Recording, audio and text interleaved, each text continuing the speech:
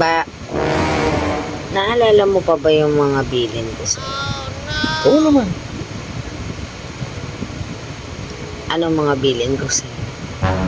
Kapag may nagkagusto sa aking babae, nagpapanggap na lang akong bakla. Kung may nagkagusto sa aking lalaki, sabihin ko, hindi ako pumapatol sa kapwa ko lalaki. Paano kapag may nagkagusto sa yung aso? Pati aso, nadamay na dito. Di magpapanggap akong pusa. Paano kung nagpapanggap lang yung pusa? Magpapanggap Tapos, pusa. mm-mm.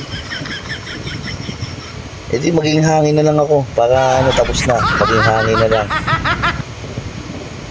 Hangin? Ay, ayoko ng ganong lalaki para sa lahat. Gusto ko sa akin ka lang.